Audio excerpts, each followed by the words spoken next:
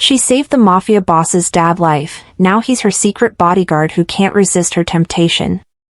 If you take one more step toward her, I'll put a bullet between your eyes before you can blink. His voice was deadly calm as he positioned himself between me and the intruder, gun steady in his hand. The same hands that had caressed my face just hours earlier now promised violence with terrifying precision. "Dominic, don't," I whispered, but he silenced me with a look that made my blood run cold. "When it comes to your safety, Valentina, there's nothing I wouldn't do." His eyes never left the shadowy figure by the doorway. "Even if it means adding another body to my count." Have you ever wondered what happens when you save the wrong person's life?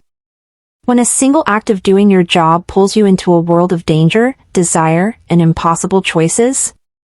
That's exactly what happened to me. And trust me, no medical school prepares you for falling for the man who's both your greatest protection and your deadliest risk. If you're ready for a story about how one night in the ER changed everything, stick around. And don't forget to like this video and subscribe to Serafina's Stories for more tales that'll keep you on the edge of your seat. The midnight air hung heavy with antiseptic and desperation as I finished my third consecutive shift at Mercy General. My scrubs clung to me like a second skin, damp with sweat and the remnants of a trauma that had left my hands trembling. Not from fear, but from the pure adrenaline of saving a life that had been determined to slip away. I rolled my shoulders, trying to ease the knots that had formed during the 6-hour surgery. The patient had been an elderly man with a gunshot wound to the chest. Twice his heart had stopped on my table. Twice I'd refused to let him go. "Not on my watch," I'd whispered fiercely as I massaged his heart back to life the second time, my hands inside his chest cavity. The surgical team had exchanged glances, they knew the odds as well as I did. But something about this patient made me fight harder than usual. "Dr. Valentina Reyes," the charge nurse called as I signed my last chart. "Someone left this for you." She handed me a small envelope, unmarked except for my name written in elegant script. Inside was a single white card with an address and tomorrow's date, followed by the words, "Your presence is requested. Discretion is appreciated." I frowned, turning the card over. Nothing else. No explanation, no signature. "Who left this?" I asked. The nurse shrugged. "Security said a driver dropped it off. Very polite, very insistent it reach you personally." I tucked the card into my pocket, too exhausted to puzzle over mysterious invitations. My tiny apartment waited, with its blessed silence and the bottle of Cabernet I'd been saving for my first night off in 2 weeks. The subway ride home was a blur of fatigue. I barely registered the man in the dark suit who got on at my stop and off at mine, maintaining a careful distance. If I'd been more alert, I might have noticed the same man had been outside the hospital earlier. But all I could think about was sleep. My apartment was a shoebox on the 15th floor of a building with an elevator that worked about half the time. Tonight, mercifully, it was functioning. I kicked off my shoes the moment I crossed the threshold, dropping my bag and keys on the counter. The blinking light on my answering machine caught my eye. Yes, I still had one of those relics. 3 messages. The first from my brother Marco, his voice strained as he talked about his latest medical bills. The second from the nursing home where my mother lived, gently reminding me that payment was due. The third was just silence, then a click. I poured myself that glass of Cabernet and sank onto my second-hand couch, staring at the mysterious card. The address was in Westmount Heights, the kind of neighborhood where people like me only went if we were catering or cleaning. What could someone from there possibly want with me? Sleep came fitfully, filled with dreams of the man on my operating table, his eyes suddenly opening as I worked inside his chest, his hand gripping my wrist with surprising strength. Morning brought no clarity, just the dull headache of too little rest. I had 24 hours before I was due back at the hospital. 24 hours to either ignore the card or satisfy my curiosity. By evening, Curiosity had won. I stood before an imposing limestone mansion in the city's most exclusive neighborhood, questioning my sanity. That same trait had driven me through medical school and into emergency medicine, where every door concealed a new mystery to solve. I'd chosen a simple black dress, the only one I owned that wasn't meant for funerals, and a pair of low heels. My dark hair was pulled back in its usual practical knot.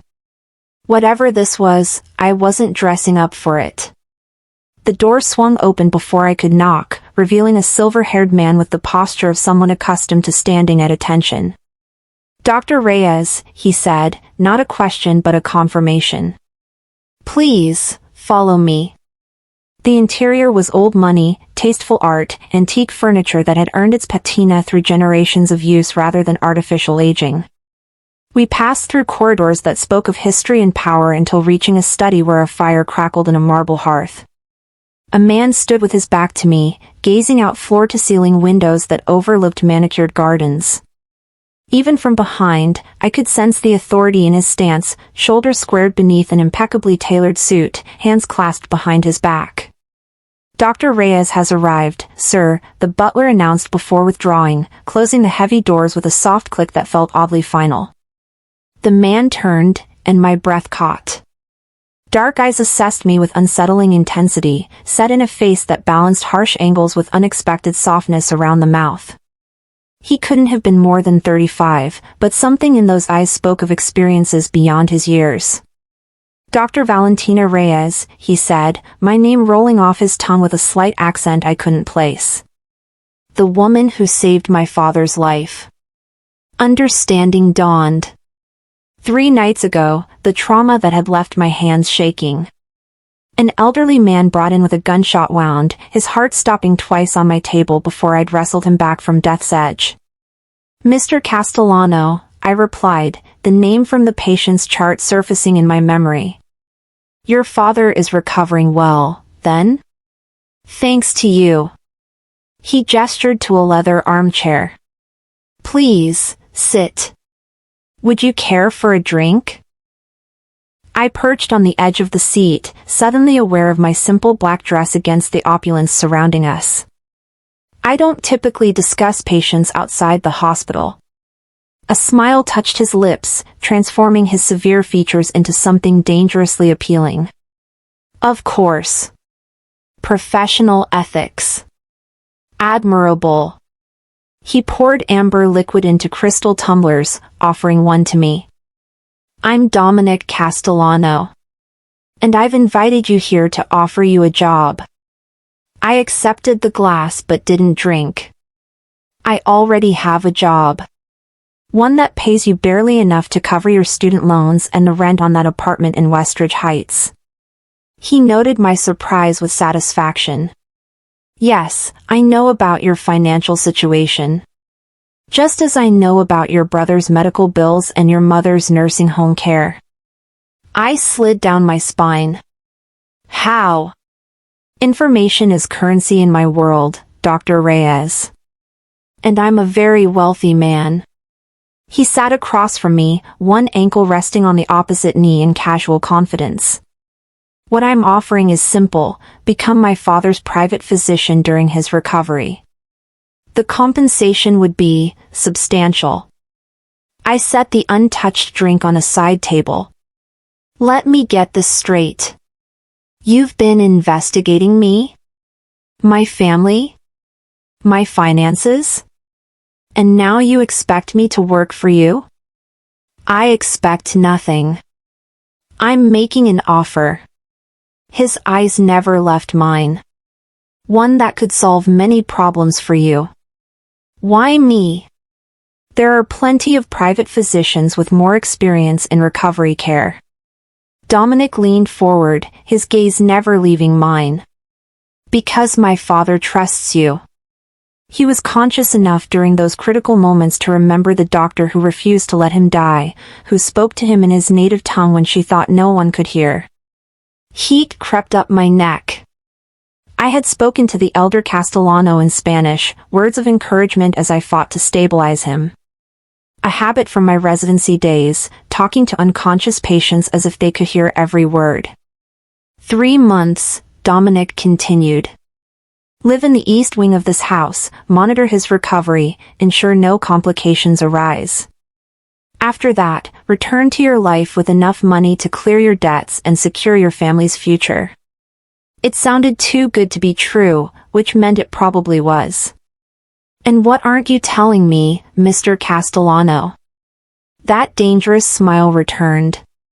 Smart as well as skilled. My father wasn't shot by accident, Doctor. There are people who would prefer he didn't recover.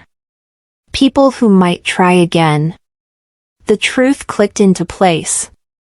The private security at the hospital, the unmarked cars I'd noticed following me home last night.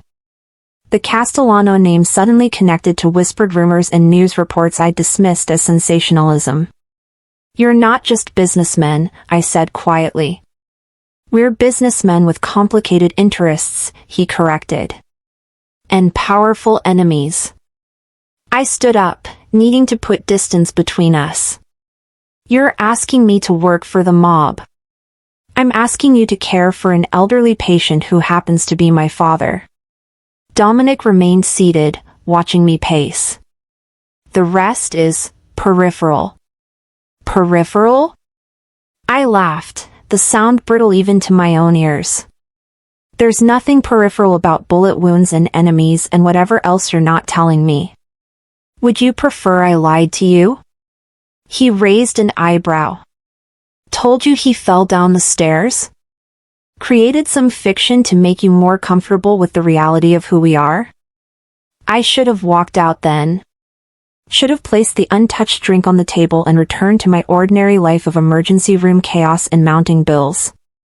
Instead, I found myself asking, would I be in danger? Not if I have anything to say about it. The conviction in his voice sent an unexpected shiver through me. You'll have protection at all times. Discreet, but present. You mean I'll be watched? I mean you'll be safe. Dominic stood, moving to a desk where he retrieved a folder. Your contract, should you choose to accept. Review it tonight. My driver will take you home and return tomorrow for your answer. I took the folder, our fingers brushing momentarily. Even that brief contact sent electricity racing up my arm. And if I say no? His expression softened slightly. Then you return to your life, and we find another doctor. One not nearly as qualified or trusted. But that's our problem, not yours. Just like that? No threats? No consequences? What kind of man do you think I am, Dr. Reyes? There was genuine curiosity in his voice. I don't know, I answered honestly. That's what scares me. As promised, a sleek black car delivered me to my apartment building.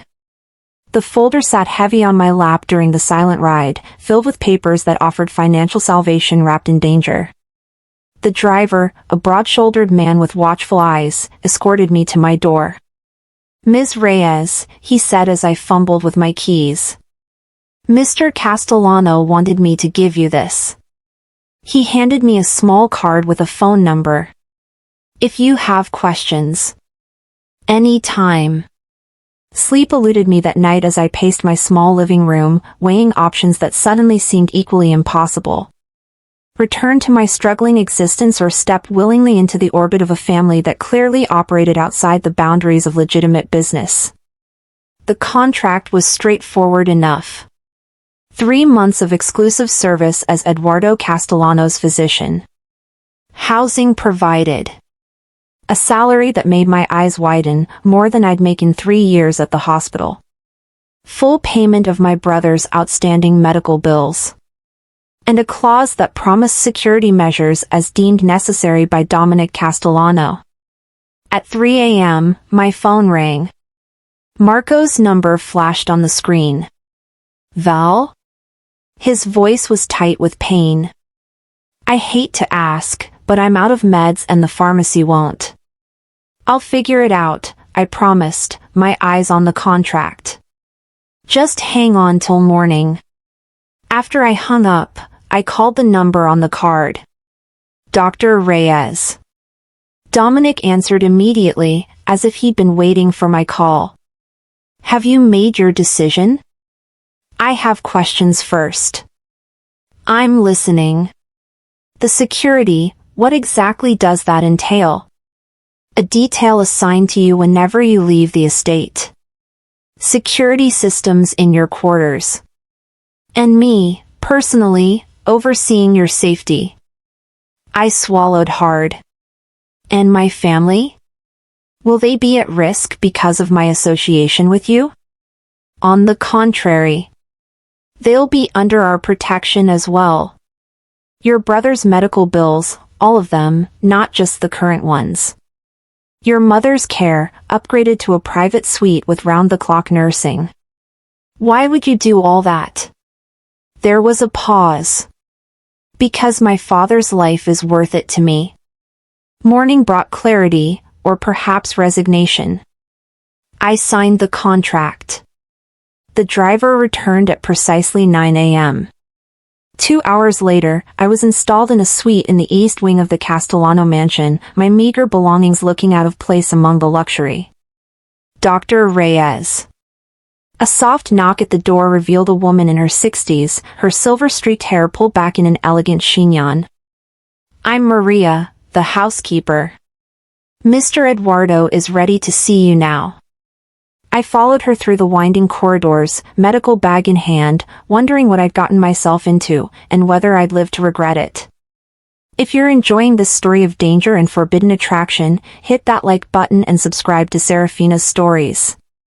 Trust me, you won't want to miss what happens next between Valentina and the dangerous Dominic Castellano.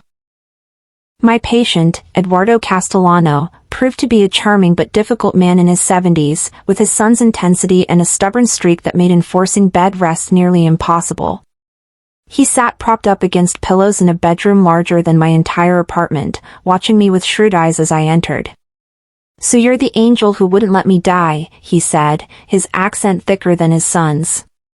Come closer, let me see you properly. I approached the bed, professional mask firmly in place. Mr. Castellano, I'm Dr. Reyes. I'll be overseeing your recovery. Eduardo, please. He waved away formality with a gnarled hand. You've had your hands inside my chest. I think we're past Mr. Castellano. Despite myself, I smiled. Eduardo, then. How are you feeling today? Like I've been shot. His eyes twinkled with mischief. But better than yesterday, which was better than the day before. Progress, no? I conducted a thorough examination, checking his wound, vitals, and medication. The previous doctor had done a decent job with post-operative care, but there were adjustments I wanted to make. Your son mentioned people might try again, I said carefully as I redressed his wound. Is that why you have a small arsenal in your nightstand? Eduardo's eyebrows shot up. You noticed that, did you? I'm observant. It's part of being a good doctor. He chuckled, then winced at the movement. I like you, Dr. Reyes. Direct. Honest. He leaned closer. And yes, there are people who would prefer I join my beloved Lucia in the afterlife. But they'll have to try harder than last time. You should be resting, not planning for another shootout. In my world, my dear, one must always be prepared. His expression grew serious. Dominic has explained our situation to you? Enough to know I've stepped into something complicated. Eduardo nodded slowly. My son, he carries too much on his shoulders. Has since he was a boy. His weathered hand covered mine where it rested on the bed. He needs someone who isn't afraid of who he is. Who sees the man beneath the reputation. I withdrew my hand, uncomfortable with the direction of the conversation. I'm here as your doctor, Eduardo. Nothing more. His knowing smile told me he didn't believe me for a second. The days fell into a routine. Mornings with Eduardo, checking his healing wound, adjusting medications, and listening to stories of his youth in Spain that I suspected were heavily edited. Afternoons reviewing medical journals in the estate's vast library or walking the grounds, always aware of the security detail that shadowed me at a discreet distance. I'd seen little of Dominic since moving in, only glimpses as he came and went, always surrounded by men whose watchful eyes and concealed weapons spoke of their true purpose. But I felt his presence constantly, in the fresh flowers delivered to my suite daily, in the rare medical texts that appeared on my desk, in the security that shadowed me during my infrequent trips outside the estate. One evening, returning from a visit to my brother, I found Dominic waiting in my sitting room, a glass of wine in hand. "You should have told me you were going out," he said without preamble. I wasn't aware I needed permission. I set down my bag, irritated by his presumption. "Your contract specified I could visit family." "It's not about permission, Valentina. It's about security." He stood, moving toward me with that fluid grace that seemed at odds with his powerful frame. "My men nearly lost you twice." "Lost me?" "I went to my brother's apartment and came straight back. After stopping at a pharmacy and a coffee shop." His eyes narrowed. "In neighborhoods where you stand out like a beacon." I crossed my arms. "Are you having me followed?" "I told you there would be security." "There's security and then there's surveillance." He stepped closer, close enough that I could smell his cologne, something expensive and subtle that made my pulse quicken traitorously. "When it comes to your safety, I don't make distinctions." "Why do you care so much?" The question slipped out before I could stop it. Something flickered in his eyes, surprise, perhaps, or something deeper. "You saved my father's life. That puts me in your debt." "Is that all it is?" "Debt?" His gaze dropped to my lips for the briefest moment. "Would you prefer it to be something else?" The air between us charged with electricity. For one wild moment, I thought he might kiss me, and worse, that I might let him. Then his phone buzzed, breaking the spell. Dominic checked the message, his expression hardening. "We'll continue this discussion later." He moved toward the door, then paused. "Lock this behind me. Don't open it for anyone you don't recognize." After he left, I sank onto the sofa, heart racing. What was I doing? Flirting with danger was one thing in the abstract, quite another when that danger had a name and face and eyes that seemed to see right through me. 3 weeks into my stay, I woke to the sound of breaking glass. Instinct had me reaching for my phone, but before I could dial, my bedroom door opened. Dominic stood in the doorway, a finger pressed to his lips. "We need to move," he whispered, crossing to my bed with silent steps. "Now." Questions died on my lips at the sight of the gun in his hand. I grabbed my medical bag, never far from reach, and followed him through darkened corridors I'd never seen before, emerging into the cool night air near a garage housing several vehicles. "My father?" I asked as he ushered me into a waiting SUV. "Already secure." Dominic slid in beside me, his body tense as the vehicle pulled away. Someone breached the perimeter. They were heading for the East Wing. For me, I realized. Or for Eduardo. Either way, the danger Dominic had warned about had materialized. "Where are we going?" "Somewhere safe." His hand found mine in the darkness, warm and surprisingly gentle. "I'm sorry, Valentina. I never thought they'd be bold enough to come to the house." It was the first time he'd used my first name, and something in his voice, regret, concern, something deeper, made me turn my hand to clasp his. I knew what I was signing up for. His eyes met mine, searching. Did you? The SUV sped through the night, followed by two identical vehicles. Through the rear window, I could see flames beginning to lick at one wing of the mansion we just fled. They set a fire as a distraction, Dominic explained, following my gaze.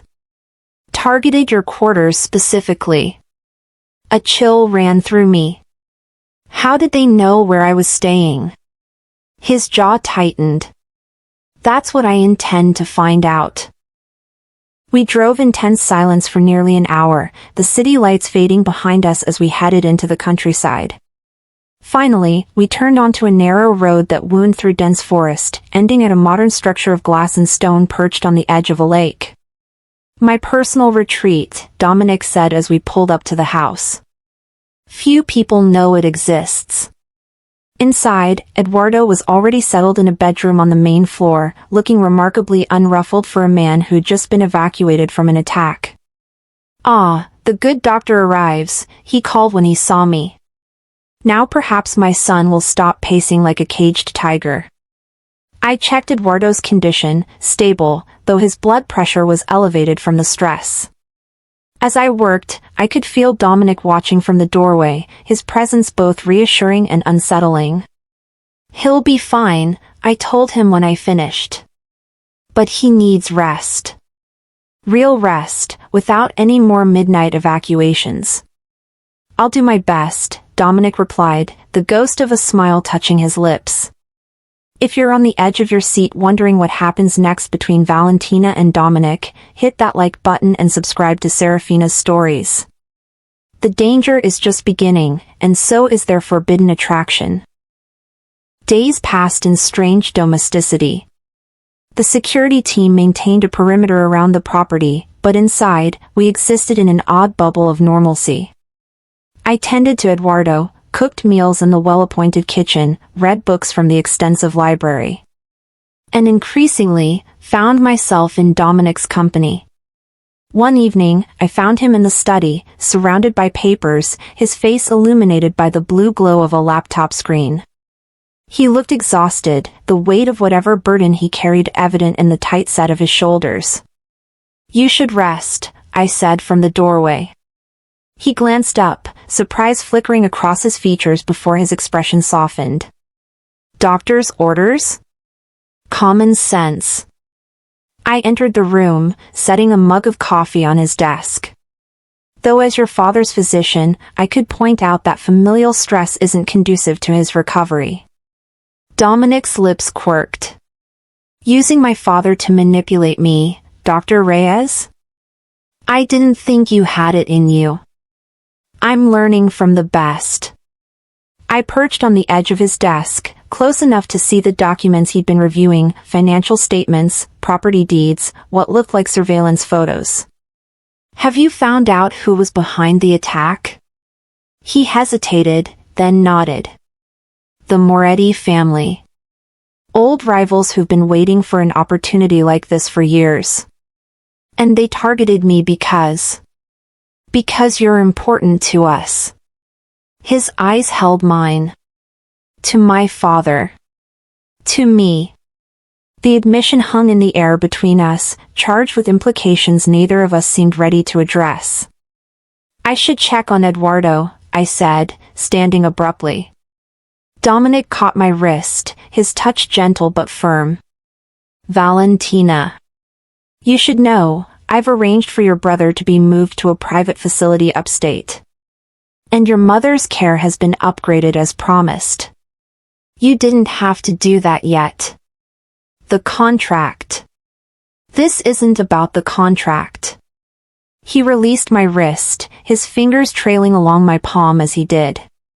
"This is about keeping your family safe while I deal with the Morettis."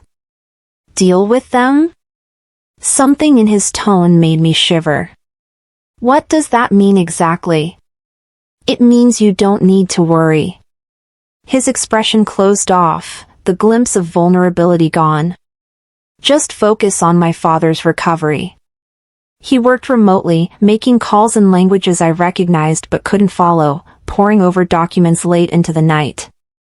But he also made time to walk with me along the lakeshore, to share meals, to reveal pieces of himself I suspected few ever saw. During one such walk, as the setting sun painted the water in shades of gold and crimson, he told me about his childhood, growing up as the heir to his father's empire, the weight of expectation, the isolation. I was 10 the first time someone tried to kill my father, he said, skipping a stone across the lake's surface. 15 when I realized I would eventually take his place. 18 when I first had to. He trailed off. When you first had to what? I asked, though part of me didn't want to know. His eyes met mine, dark and fathomless. When I first had to choose between mercy and survival. I should have been repulsed. Should have remembered exactly who and what he was. Instead, I found myself reaching for his hand, my fingers intertwining with his. You're not what I expected, I told him as we sat on the dock, watching the sunset paint the water gold. What did you expect? A monster? His smile held no humor. Someone colder. More calculating. I am those things, he said quietly. When necessary. Not with me. His gaze turned to me then, intense and unguarded. No. Not with you. The kiss, when it came, felt inevitable, as dangerous and irresistible as the man himself. His hands cradled my face with surprising tenderness, at odds with the power I knew they possessed. My own hands found their way to his chest, feeling the steady beat of his heart beneath expensive fabric. I pulled back first, breathless. This complicates things. Everything about you has complicated things from the moment you refused to let my father die. Dominic traced my cheekbone with his thumb. The question is whether you're willing to embrace those complications. Before I could answer, a shout from the house shattered the moment. One of Dominic's men was running toward us, hand on his weapon. Sir! Perimeter breach, north side. Dominic was on his feet instantly, pushing me behind him. Get to the house. Now. We barely made it inside before the first shots rang out. Dominic herded me toward Eduardo's room, barking orders into a radio as security personnel swarmed the property. Stay with my father, he commanded, pressing a small handgun into my palm. Last resort only. I'll be back. Dominic, fear clutched at my throat. He silenced me with a fierce, brief kiss. Trust me. Then he was gone, leaving me with Eduardo and the unfamiliar weight of the gun in my hand. He'll be fine, Eduardo said, watching me from his bed. My son has survived worse than Moretti's thugs. I moved to the window, peering through the blinds at the chaos unfolding outside. Gunfire echoed across the property as Dominic's men engaged the intruders. And there was Dominic himself, moving with lethal precision, a predator in his element. It was over in minutes. The attackers retreated, leaving 2 of their own behind. Dominic returned to the house, a cut above his eye but otherwise unharmed. It's done, he said, taking the unused gun from my trembling hand. They won't try again. How can you be sure? Because I've made arrangements to end this permanently. His voice was cold, reminding me sharply of who he was, not just the man who kissed me with such tenderness, but a man capable of violence I could scarcely imagine. That night, as Eduardo slept peacefully, Dominic came to my room. He stood in the doorway, hesitant for perhaps the first time since I'd met him. I'm leaving at dawn, he said. There are things I need to finish. I knew what he meant. The Morettis. The threat they posed. The blood that would be shed. And when you come back? I asked. That depends on you. He stepped into the room, closing the distance between us. Your contract ends in 2 weeks. You'll have fulfilled your obligation to my father. You'll be free to go back to your life. And if I don't want to go back? Hope flickered in his eyes. Then we write a new contract. Different terms. I don't want a contract, Dominic. I moved closer, close enough to feel the heat of him. I want the truth. Can there ever really be a future for us? With who you are, what you do? I can't change who I am, Valentina. His honesty was brutal and necessary. But I can promise you this, whatever future we might have, you would never want for anything. You would be protected, always. Your family would be taken care of. And in return? Just you. His hand cupped my cheek. Your heart. Your trust. Your willingness to accept all of me, not just the parts that are easy to love. As his lips found mine again, I knew my life had irrevocably changed, not when I'd signed his contract, but when I'd fought to save a stranger's life, never imagining that in doing so, I was charting a new course for my own.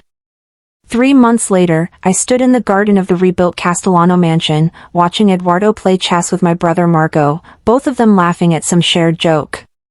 My mother sat nearby in her wheelchair, more lucid than she'd been in years thanks to new treatments Dominic had arranged. And beside me stood Dominic himself, his arm around my waist, his presence both a shield and a promise. Any regrets, Dr. Castellano? He murmured against my hair. I turned in his embrace, meeting those dark eyes that still held the power to make my heart race. Not one. Sometimes the most dangerous choice turns out to be the only one worth making. And sometimes, saving a life means finding your own. If you enjoyed this story of danger, sacrifice, and unexpected love, please hit that like button and subscribe to Serafina's Stories for more tales that will captivate your heart and imagination. Leave a comment below telling me what story you'd like to hear next, and don't forget to share with anyone who loves a good romance with a dangerous edge. Until next time, remember that sometimes the greatest risks bring the greatest rewards.